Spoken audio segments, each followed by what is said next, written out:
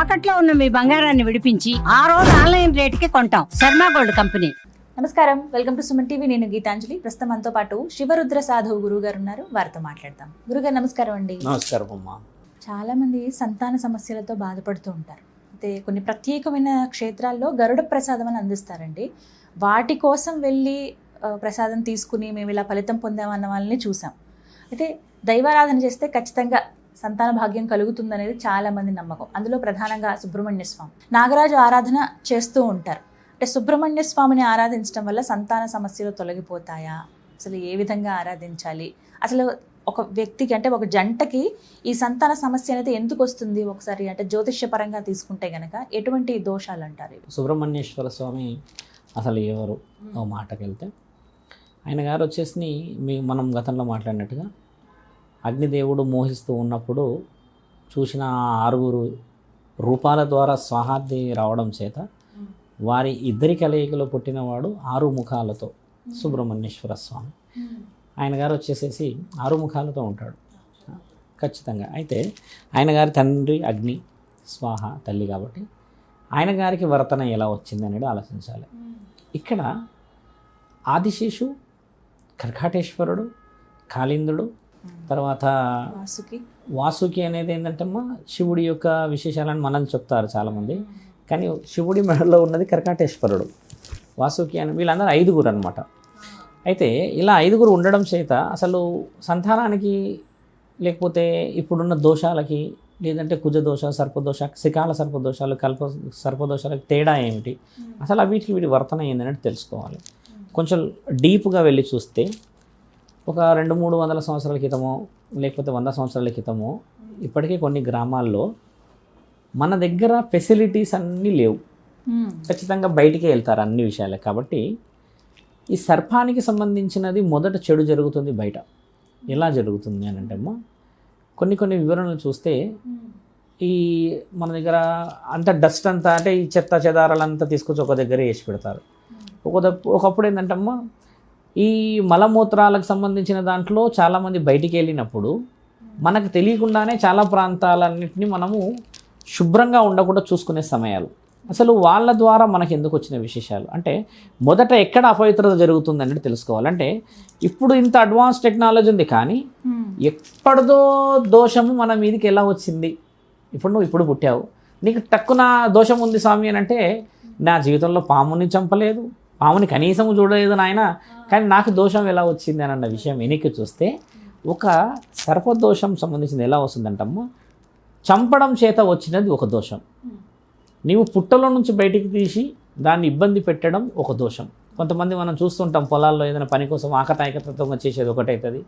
రెండో విషయం అమ్మ, ఎక్కడైతే 2 సర్పాలు ప్రేమ అనురాగాలతో అవి చుట్టుకుంటూ పెనవేసుకుంటున్న సమయాన్ని మనము ఇబ్బంది పెడతామో దాని వివరణ ఒకటి. దాన్ని కొట్టేవాళ్ళు కూడా ఉన్నారు, అలాగా కర్రలతో కొట్టేవాళ్ళు ఉన్నారు. కాబట్టి సర్పమంతల సర్పం పని వెళ్ళిపోతుంటే దాన్ని వెనక్కి మలిపించి కొట్టేవాళ్ళు కూడా ఉన్నారు. కాబట్టి అది ఏదైతే ఈ కనుబొమ్మ ఉంటుందమ్మా ఆ కనుబొమ్మలో రిజిస్టర్డ్ చేస్తుంది నీ యొక్క మొహం అంటే ఫలానా మొహము, ఫలానా యొక్క జాతకం అంటే వాళ్ళకి సంబంధం ఏంది, అసలు వాళ్ళు చూస్తే పని చేయాలా అంటే వాళ్ళకి ఏం వరం ఉంది, అసలు వాళ్ళకి అంత శక్తి ఉందా అన్న విషయం చూస్తే సుబ్రహ్మణ్యేశ్వర స్వామి అనేది మీరన్న వివరణ ఒక వంత అయితే ఈ ఇద్దరు ఆదిశేషుకు సంబంధించిన విషయాల్లో ఈ సర్పాలన్నింటిలో అమ్మ పెద్దవాడు ఆదిశేషు. వీళ్ళందరూ కలిసమ్మ 1000 మంది అన్నదమ్ములు ఉంటారు. 1000 మంది అన్నదమ్ములకి కశ్యప ప్రజాపతి తండ్రి, ఆ తండ్రికి పుట్టిన వాళ్ళు వీళ్ళందరిలో వీళ్ళు మగ పిల్లవాళ్ళు 5 మంది.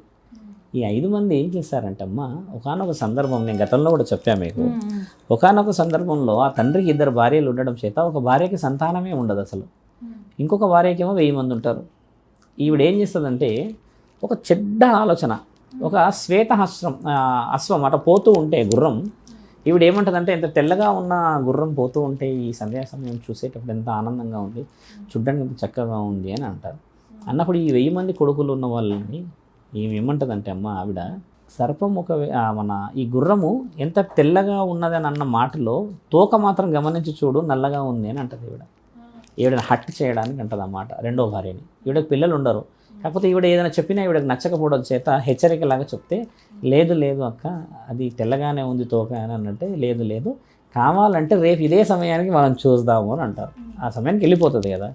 అప్పుడు ఈవిడ గెలవాలి కదా మరి పంతంలో, ఎందుకంటే 1000 మంది కొడుకులు ఉన్నారు, ఖచ్చితంగా గెలవాలి. కాబట్టి ఈ 5 కొడుకుల్ని పిలిచి నేను ఒక మాట చెప్పాను, నేను గెలవాలి, మీరందరూ వెళ్ళి అక్కడ ఉన్న గుర్రం వచ్చే సమయానికి దాని తోకని పెనవేసుకుంటే అది నలుపు రంగులో కనబడుతుంది, అప్పుడు నేనే గెలుస్తాను అని అంటారు. వీళ్ళు ఏం చేస్తారంటే ఈ ఇద్దరు తల్లులు పెట్టుకున్న పంతాన్ని గమనించకుండా వెళ్ళి ఒక నిజమైన నిజాన్ని దాచేస్తారు. అంటే ఆవిడ అలా పోవడం చేత ఈవిడ శపిస్తుంది వాళ్ళకి. ఏమని శపిస్తుంది? అసలైన నిజము అది శ్వేతం, అంటే అది తెలుపు రంగులో ఉంది, కానీ దాన్ని కూడా దాచేసిన మీరందరూ శాపగ్రస్తులు అవుతారు. అభం శుభం తెలియని నేను ఒక మాట మర్యాద కోసం అన్నందుకు, దాన్ని మీరు నిజము చేసినందుకు మీ తల్లి ఖచ్చితంగా గర్భశోకాన్ని అనుభవిస్తుంది అని చెప్పి మాట చెప్పడం, అటు ఇటుగా ఇదంతా వెళ్ళి తండ్రికి తెలుస్తుంది, వాళ్ళ తండ్రికి. ఆయన గారు ఏం చేస్తారు, కశ్యప ప్రజాపతి గారు, మరి ప్రాయశ్చిత్తం తప్పదు కదా. అప్పుడు ఈవిడ మరణిస్తుంది మొదటి తల్లి. ఎందుకంటే ఒక పాపాన్ని మోయడం అనేది శాస్త్రాల్లో గొప్పగా ఇలానే ఉన్నాయి కాబట్టి అక్కడికి అయిపోయినాక ఈ 5 అన్నదమ్ములు ఏం చేస్తారంటే, అమ్మ పాప ప్రాయశ్చిత్తం మరి ఎలా చేసుకోవాలి, వీళ్ళు చేసుకోవడానికి విలువ లేదు. మన దగ్గర ఏంటంటే అమ్మ పురాణాలలో ఒకసారి శాపం కానీ పాపం కానీ అయితే వాళ్ళు అందహీనంగా అయిపోతారు, శక్తిహీనులు అయిపోతారు, కాంతిహీనులు అయిపోతారు అనేది సినిమాలో చూస్తాం. ఇది నిజంగా కూడా నిజంగానే అలానే ఉంటుంది. కాబట్టి వీళ్ళ శక్తులు కోల్పోవడం చేత వీళ్ళు ఏం చేస్తారనంటే పాప ప్రాయశ్చిత్తంగా మేము ముందుకెళ్ళాలి అని బ్రహ్మదేవుడిని పిలుస్తారు. తీవ్రమైన తపస్సు చేస్తారు. చేస్తే బ్రహ్మదేవుడు ప్రత్యక్షమవుతాడు తల్లి. 5 మంది తపస్సులు 5 విధాలుగా నిలబడతారు, తోక మీద తపస్సు చేస్తూ ఉంటారు సర్పాలు. బ్రహ్మదేవుడు వస్తాడు, వచ్చి విషయం ఏమిటి అని అడిగితే, ఇలా పొరపాటు జరిగినప్పుడు మీరు మమ్మల్ని ప్రాయశ్చిత్తంగా తీసుకెళ్ళాలి అని అంటే ఆయన బాగా ఆలోచిస్తాడు. నువ్వు పెద్దవాడివి, బాధ్యతలన్నీ మోయాలి, కానీ నువ్వు చేసిన తప్పుకి నేను ఏ బాధ్యతలు ఇవ్వాలి అని అంటే నేను భూమండలాన్ని మోయగలను, భూమండలాన్ని మోసే అంత శక్తి నాకున్నది, కాబట్టి నాకు భూమండలాన్ని మోసే శక్తి ఇచ్చి నన్ను ఈ యొక్క పాప ప్రాయశ్చిత్తుకుని చేసి శక్తి కలిగే విధంగా చేయండి అన్నప్పుడు, భూమండలాన్ని మొత్తంగా చూస్తే పాలించేది ఎవరు, దాంట్లో వివరణలు చూసుకునేది ఎవరు అని అంటే మహావిష్ణువు యొక్క పాన్పు అవడం చేత దానికి ప్రాయశ్చిత్తం జరిగిందనేది ఒక నానుడు. అతల వితల సుతల మహాతల రసాతల కింద ఈ 7 లోకాలని మోసేది ఈయనగారే, ఆదిశేషు మోస్తాడు. కాబట్టి ఒక నానుడు. ఇప్పుడు కర్కాటేశ్వరుడు ఉన్నాడు. కర్కాటేశ్వరుడు వచ్చేసేసమ్మ ఆయన గారి యొక్క ముఖ్యమైన కోరిక ఏంటంటే వరానికి ప్రాయశ్చిత్తం కావాలి కదా. మహాముఖంటే అక్కడ పాల సముద్రంలో విషం వస్తుంది అని చెప్పి దేవాది దేవతలు భయభ్రాంతులతో ఉన్నప్పుడు అందరూ కలిసి పిలుస్తూ ఉన్న సమయంలో ఈ మాట ఆ మాట కర్కాటేశ్వరుడికి తెలుస్తుంది, మహాముఖంటి వస్తున్నాడంట, ఆ విషానికి సంబంధించిన విషయాన్ని చూడడానికి అని అన్నప్పుడు తండ్రి ఆలోచిస్తాడు, నేనేం చేయాలి, ఈ విషయాన్ని ఎలా తీసుకెళ్ళాలి, దాన్ని వేరే దాంట్లో వేస్తే వేరే జీవరాశులకు ఇబ్బంది, ఇప్పుడు ఈ విషయాన్ని నేనే మింగుతేనేమో నా కడుపులో పోతే నాకు ఇబ్బంది, ఎలా చేయగలుగుతా, బయటికి వదిలితేనేమో ప్రజలకు ఇబ్బంది అని చెప్పి ఆ మహాముఖంటి తీసుకుంటున్న నిర్ణయంలో కర్కాటేశ్వరుడు అడిగిన ప్రశ్న, తండ్రి ఆ విషయాన్ని నేను ఆపగలుగుతా, మీరు మాకు అనుమతిస్తే మేము మీ కంఠానికి చుట్టుకుంటాం అని అన్నప్పుడు తండ్రి ఒకసారి తీసుకున్నప్పుడు ఈయన గారు ఈ విషయాన్ని కిందకి పోనీయకుండా కంఠాన్ని గట్టిగా పట్టేస్తాడు. అలా కర్కాటేశ్వరుడు యొక్క స్థానం ఏర్పడుతుందమ్మా. అలా గొంతుకి పాప ప్రాయశ్చిత్తానికి కర్కాటేశ్వరుడు, ఆ కర్కాటేశ్వరుడు వెలిసిన కర్కాటేశ్వరుని బాగా ఆరాధించే ఆలయం కర్కాటేశ్వర ఆలయం గుజరాత్లో ఉందమ్మా. కేవలం కర్కాటేశ్వర ఆలయం ఉన్న ఏకైక ప్రాంతం గుజరాత్. అక్కడ ఇట్లా పడగలు పెద్దగా ఉండి ఆ సర్పానికి సంబంధించిన విషయాలు వివరణలు ధర్మంగా చేస్తారు. ఆ గుజరాత్లో చేసే ఆ పూజకి చాలా, ఇప్పుడు ఈ నాగుల పంచమి ఈ చవితిల కార్యక్రమం చాలా బలంగా చేస్తారు అక్కడ. ఒకటే గుడి, మొత్తం ప్రపంచం మొత్తం ఎక్కడ లేదు, మిగతాదంతా వేరే కర్కాటేశ్వర ఆలయం లేదు. వాసుకి ఆ మహా తండ్రి అది తీసేసుకున్న తర్వాత అమృత చీలిక సమయంలో అత్యంత బలంగా ఉండడం చేత ఇలా చీలికకు ఉపయోగపడుతుంది. అలా చీలికకు ఉపయోగపడిన తర్వాత ప్రాయశ్చిత్తం. ఇప్పుడు కాళిందుడు ఉన్నాడు. కాళిందుడు ఏం చేస్తాడంటే అమ్మ, ఆయన గారు యమునా నది లోపట ఉండి విషాన్ని చిమ్ముతూ ఉన్నప్పుడు అక్కడ వచ్చిన వాళ్ళకి ఆ పశు సంపదకి ఇబ్బంది జరుగుతున్న సమయంలో ఒకానొక సమయంలో తండ్రి ఆ ద్వారకా ప్రాంతంలో ఆ నీటిలో మునిగి దానితో పోరాటం చేసి దాన్ని గెలిపించుకొని వచ్చిన తర్వాత అప్పుడు ఆ దాని అహం అణిగిన తర్వాత కాళిందుడిది అప్పుడు తండ్రి ఏం చేస్తాడంటే, నీవు ఇకపై నుంచి ప్రాయశ్చిత్తం చెందావు కాబట్టి నీకు గుర్తుగా నేను నా పాదాలని అక్కడ గుర్తు పెడతానంట. ఇలా ఉంటుంది తండ్రి అడుగు పెట్టినట్టు. కొన్ని పాములకి పడగ తీస్తే కనబడుతుంది చూడండి, ఇలా నెత్తి మీద ఉంటుంది. తండ్రి శ్రీకృష్ణుడి అడుగులది యమునా నదిలో జరిగిన విషయం. అలా ప్రాయశ్చిత్తం జరుగుతుంది. ఇప్పుడు తక్షకుడు తక్షకుడు ఏం వరం పొందుతాడంటే అమ్మ ఇప్పుడున్న సర్పాలన్నింటినీ నేను కాపాడతా మరోసారి తప్పు చేయకుండా అన్నందుకు ఈ 5గురు ప్రాయశ్చిత్తం జరిగింది. అంటే ఇక్కడ మనుషులకి దీనికి ఎంత సంబంధం ఉందనంటే వాటి దారిలో అవి పోతున్నప్పుడు పిలిచి ఇబ్బంది పెట్టిన వాళ్ళందరూ శాపగ్రస్తులు. ఒకటి నేను శాపగ్రస్తులు అంటున్నాను మాటినాలి. ఎందుకు శాపగ్రస్తులు? దోషం వేరు శాపం వేరు. మళ్ళీ దోషం అంటే ఏంటంటమ్మా, ఉదాహరణకు నీకు ఏదన్నా ఇప్పుడు ఎవరికైనా ఒక పలానా వ్యక్తికి తగిలింది అనుకోండి, నీవు ఆ జన్మల ప్రాయశ్చిత్తం చేసుకోవాలి నువ్వు. ఎందుకంటే మన ఇద్దరి మధ్య అప్పుడు మిస్కమ్యూనికేషన్ అయింది. మిస్కమ్యూనికేషన్ని మనం ఏం చేస్తాము, ఖచ్చితంగా కలుసుకొని మాట్లాడుకోవడము లేకపోతే సారీ అనుకోవడము అలాగా అది ఇలా అనుకోవడం. కాబట్టి ఇవి ప్రాయశ్చిత్తపు పూజలు 200 రకాలు ఉన్నాయి. ఈ మీరన్న నాగదేవతలకు సంబంధించింది 200 రకాలు. 200 టైప్స్లో దాన్ని కుజించి మనం కొంచెం ఒక 8-9కే ఎక్కువ వస్తున్నది. కానీ ఇవి 200 రకాలు ఉంటాయి. ఒకటి పెళ్ళిని ఆపుతాయి, పిల్లల గురించి, తర్వాత గర్భానికి సంబంధించి, మళ్ళీ తర్వాత ఉద్యోగాలకు సంబంధించింది.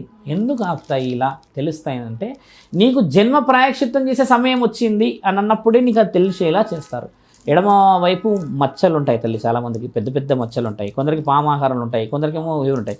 లెఫ్ట్ సైడ్ ఎవరికైతే ఈ పుట్టు మచ్చలు కొంచెం సస్పెక్టెడ్గా కనబడతాయో తల్లి, వాళ్ళు సర్పానికి సంబంధించిన దోషంలో ఉన్నారా అనేది ముఖ్యంగా తెలుసుకోవాలి. ఎడమ వైపే ఎందుకు అని అంటే అది ఎక్కువ శాతంగా మనం అన్ని విషయాలు మాట్లాడవచ్చు. లెఫ్ట్ సైడ్ ఏమేమి ఉంటుంది అని మనకు తెలుసు కదా, గుండె ఉంటుంది, ఆలోచనలు ఉంటాయి, దానికి ఎన్ని వివరణలు ఉంటాయి. ఇలా ఒక జ్యోతిష్య శాస్త్రుడే ఎందుకు చెప్పగలుగుతున్నాడు వీటిని అంటే, జ్యోతిష్య శాస్త్రం ఏమిటి అసలు, పురోహితత్వం అంటే ఏంటంటమ్మా, వీళ్ళంతా గతంలో నుంచున్న పుస్తకాల అనువాదంతో చదువుతూ వస్తారు కాబట్టి వాళ్ళు చెప్పగలుగుతారు ఇవి. ఇప్పుడు నేను 5 సర్పాల గురించి చెప్పిన, నాకు కొంచెం అవగాహన ఉంది, నేను చదివాను కాబట్టి చెప్పగలిగిన. ఇప్పుడు భవిష్యత్తు తరాలలో ఎవరైనా నా దగ్గరికి వస్తే ఓహో పలానాది జరిగిందా అని చెప్పి నేను సస్పెక్ట్ చేయగలిగిన ఆధారాలే జ్యోతిష్య శాస్త్రం. కాబట్టి వాళ్ళ దగ్గరికి వెళ్ళడానికి గల ముఖ్యమైన కారణం, జీవి ఆవిర్భావానికి సర్పానికి సంబంధం లేదు, బాగా గమనించాల్సిన అవసరం. జీవి ఆవిర్భావానికి వీర్యం మనం చూస్తే అమ్మ ఛానల్లో టీవీల్లో ఈ వీడియోలో చూపిస్తే అది సర్పంలాగా పోతుంటుంది ఇలాగా. దానికి దీనికి అంటే మనిషి పోరాటంలో విజయం సాధించిన తర్వాతనే జీవితం మొదలవుతుంది. కాబట్టి అక్కడి నుంచి మొదలైన ఈ పోరాటంలో ఎన్నో ప్రాయశ్చిత్తాలకి కారకుడు కావాలి. ఇప్పుడు నీవు మా నాన్నకు వచ్చిన శాపము మా నాన్న తర్వాత మాకెందుకు వచ్చింది అని అంటే అది పాప ప్రాయశ్చిత్తము, నువ్వు చేసుకోకపోతే నీ పిల్లలకు వస్తుంది. ఎందుకంటే బాధ్యత కదా. మరి ఎలా తెలుస్తుంది, నీ వల్ల వెళ్ళిపోయింది, నువ్వు మునిగిపోయినావు, నువ్వు చనిపోయావు, అక్కడికి అది వెళ్ళిపోదు. నీ నుంచి వచ్చిన రక్తం ఉంది కదా ఇక్కడ, ఆ రక్తం నుంచి వచ్చిన అదే సర్పాలకు సంబంధించిన ఇప్పుడు శ్రీకాళహస్తిలో పూజలు చేస్తారు. వాళ్ళు పూజలు చేసిన తర్వాత కొందరు పెళ్ళి లేని అంటారు, నా దగ్గరకు వస్తారు శ్రీకాళ సర్పదోషాన్ని పూజలకు అంటారు, మోస్తారు కదా. దీంట్లో రకం కూడా ఎలా ఉంటుందంటమ్మా, ఎవరైతే కారణ జన్ముడయ్యి కారణాన్ని గెలిపించగలడో అలాంటి మంత్ర సాధన ఉన్న గురువుల ద్వారానే ఈ విశేషం జరుగుతుంది. అందరికీ ఒక సంబంధంలా ఉండదు. ఇప్పుడు సర్పాలలోనే 1000 రకాలు అని చెప్పిన దాంట్లో 5 రకాలని మనం పూజిస్తున్న దాంట్లో అమ్మ ఎన్ని రకాలు, 200 రకాల దోషాలు ఉన్నాయన్నాము. ఇప్పుడు ఈ 200 రకాల్లో ఎన్నెన్ని పూజలు చేసుకుంటే ప్రాయశ్చిత్తం చెందుతారు? ఇక్కడ 90% మంది సర్పానికి దోషాలకి లోనైన వాళ్ళే. అంటే ఒకప్పుడు అన్ని భూమిలో అందరు వ్యవసాయానికి పోయిన వాళ్ళే కదా, ఏదో సందర్భంలో పాము తారసపడినట్టే. కాబట్టి ఇందుకు ఇప్పట్లో అమ్మ శాంతి పూజలలో సర్పాన్ని పెట్టి చేసుకోవడం అనేది చాలా ముఖ్యమైనది. కొంతమంది ఏంటంటే ఇట్లా సర్పం పడగెత్తి ఉన్న దానిలాగా పెట్టి చేసుకుంటారు, కింద పడుకున్నట్టు చేసుకుంటారు, దాంట్లో రకాలు ఉన్నాయి. మళ్ళీ నీ ఇల్లు గులగొట్టినప్పుడు సర్పానికి సంబంధించిన ఇల్లు లాంటిది పెట్టి చేసుకుంటారు. అంటే నువ్వు అప్పుడు పుట్టని గులగొట్టావేమో, కొందరు అంటారు పుట్టని గులగొట్టినట్టు కలబడుతుంది స్వామి నాకు అంటారు, పాము వెంబడి పడ్డట్టు అని అంటారు. కొందరికి ఇంకేమంటారంటమ్మా, కేవలం నన్నే చూస్తుంది అంతే ఏమంటలేదు అని అంటారు. అంటే ఇట్లా డెప్త్గా వివరణ, ఇట్ ఈస్ లైక్ ఎగ్జామినేషన్. దాన్ని బట్టే అలా నిర్ణయం తీసుకున్న తర్వాత మీరన్నా కుజ దోషాలకు సంబంధించింది. తర్వాత నాగదోషంలో ముఖ్యమైన పాత్ర మనం వాటిని ఇబ్బంది పెట్టడమే. ఏ పాము అయితే మిమ్మల్ని ఇట్లా పడగెత్తి కరవడానికి వస్తుందో తల్లి, ఆ పామునే నువ్వు ఇబ్బంది పెట్టాలి. అలా సందర్భం లేదు. ఏ పాము కూడా డైరెక్ట్ అది దోషం వచ్చింది అలా కదా, దాని దారిలో అది పోతుంటుంది. ఇప్పుడు మా ప్రాంతంలో నిన్నగాక మొన్న నగల పంచం పోయింది మొన్న, కారు దిగుతున్నాను కిందికి, చిన్న చిన్న సర్పాలు 2 ఒక వారం 10 రోజులు అయిండొచ్చు, అకతాయి కూరలు రాళ్ళతో కొట్టేసి సంథింగ్ చేసేసారు. చేసిన తర్వాత ఒక సర్పం కాలం చేసేసింది చిన్నది. నేను అప్పుడే దిగుతున్నా, ఏం జరుగుతుంది అందరూ ఉన్నారు కానీ నేను కారు దిగి చూస్తే ఒక సర్పానికి కొంచెం ప్రాణం ఉంది.